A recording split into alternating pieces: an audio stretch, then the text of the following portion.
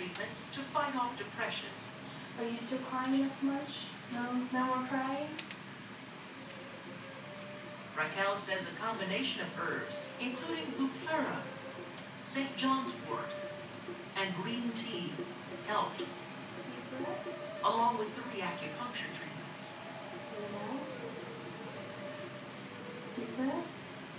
Pharmacologist and Chinese medicine Dr. John Chen says antidepressants often serve as sedatives and can make people drowsy. But after they take the herb, they generally feel very calm, feel very peaceful and tranquil, without the feeling of grogginess or drowsiness. Dr. Chen says most patients, like Raquel, respond to herbs and acupuncture within 2 to 4 weeks. Now close your eyes, I'll come back in about 15 minutes or so. Okay? Sweet dreams. When your world gets too stressful, when pressures are mounting, your spirits are sinking, remember, there's a world of alternatives. Again, Alternatives Uncovered does not endorse the therapies you've just seen. We just thought you might like to know they exist. Most of us get a lift from a favorite tune, but did you know that music can be medicine? Music therapists work with sick children, people with brain injuries, and patients with Alzheimer's disease. Therapists say music can help memory recall, provide social interaction, reduce anxiety, and even, therapists say, help reduce pain.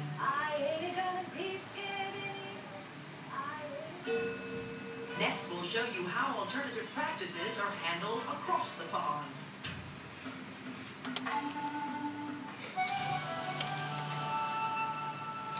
Here in the United States, we are struggling to uncover which alternative medical practices should be incorporated into the mainstream and how best to do it. Different kind of story across the Atlantic, though.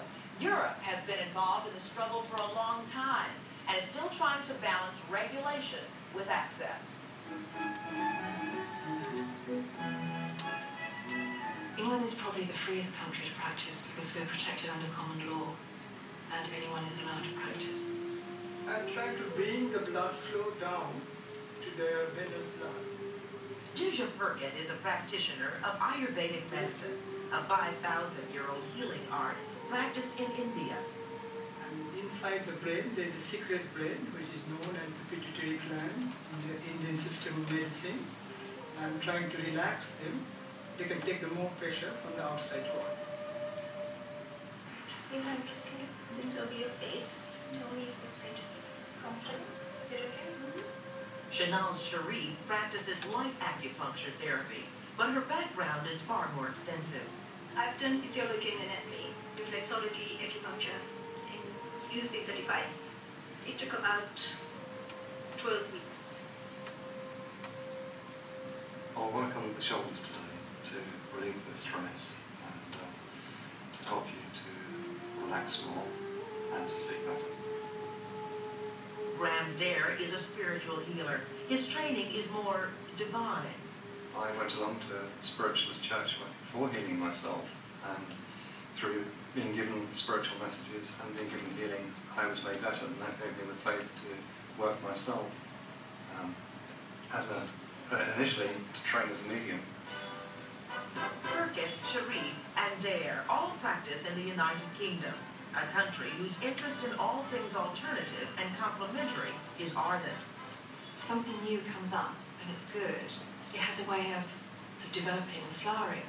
Teresa Hale is the founder of the Hale Clinic, where alternative practitioners work under the same roof as traditional doctors.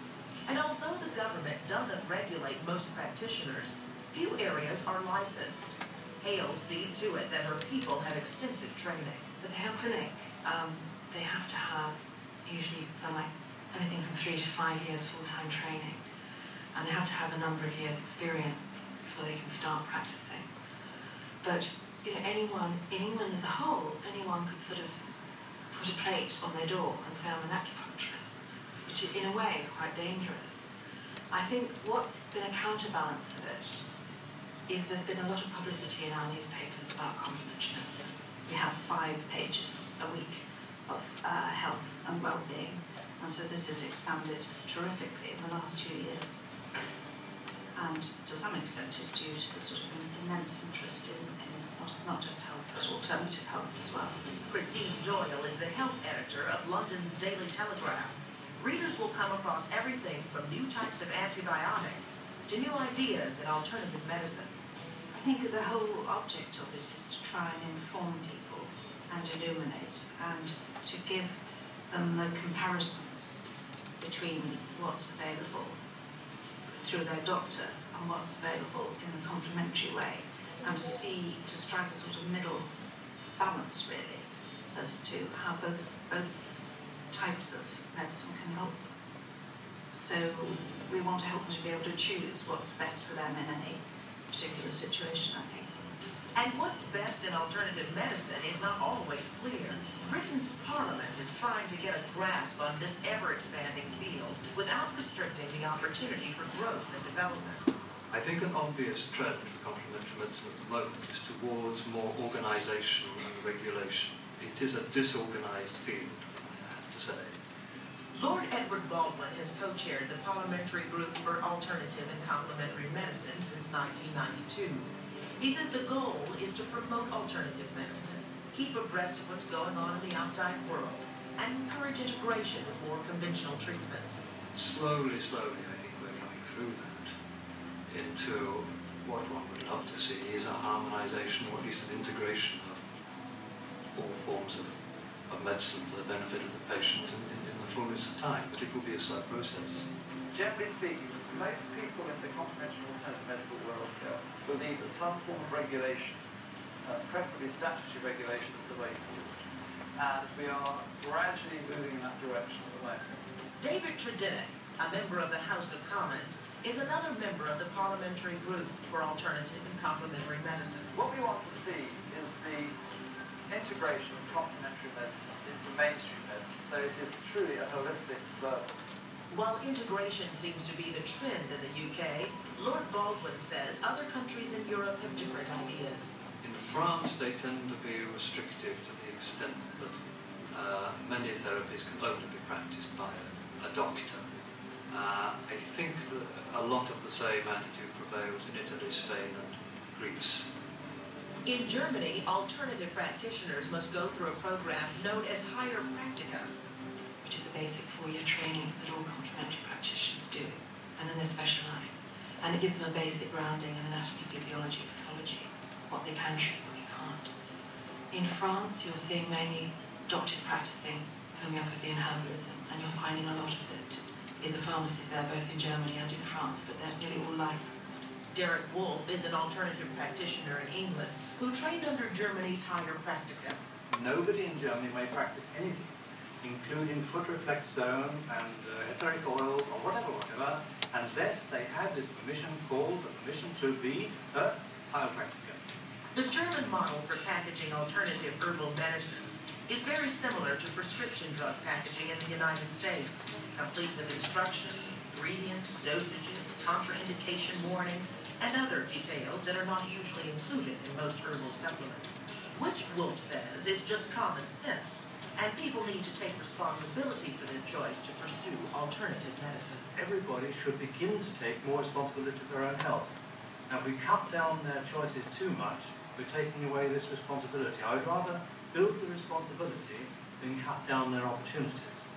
Opportunities for getting alternative treatments are quite different in France. It's the medical doctors who practice homeopathy and herbalism. But when it comes to other more ambiguous therapies like spiritual healing, Teresa Hale tells us that French law requires something more. My recollection is in France that you have to have a Catholic priest in the room if you have a healer. Whereas in England, it's been practiced for many, many years and they're allowed in hospitals. So we live in very interesting times. Interesting times indeed. Take osteopathy, for example. Osteopaths believe the body will heal itself when in proper alignment and given proper nutrition. In the United States, an osteopath is a licensed physician. In the UK, they are not MDs, but do have 4 years of training. In France, the situation is quite different. You can teach osteopathy, and there are schools of osteopathy. There is an academic organization now in the country, but nobody can practice osteopathy legally. Rin Enzo Molinari, director of the European School of Osteopathy. I myself worked for approximately 15 years as an osteopath in France, being totally illegal. It was my choice, but there was a certain risk. When you practice osteopathy, you have always the risk of being sued, or you could even go in jail if you repeat your practice of osteopathy. The French and the Germans have fairly strict standards concerning alternative practitioners. But in the UK, Brits are able to get complementary health care with minimum government intervention. These things should be properly organised and regulated, and the public should be fully aware of where everybody is coming from and what their qualifications are. If the public then chooses to go to somebody who's outside that, well, that is their choice. Lord Baldwin says he is a proponent of some regulation. He is even more concerned that alternative and complementary medicine should continue unfettered. I think once you start banning, you start stifling innovation and all the exciting things that these therapies have to offer for the health of the nation. So I think this whole business of organisation and regulation is very much at the forefront of people's minds at the moment. That's it for us on this episode of Alternatives Uncovered. But if you'd like to know more about alternative medicine, why not visit us on the web at discoveryhealth.com. Thanks so much for being with us. I'm Rolanda Watts.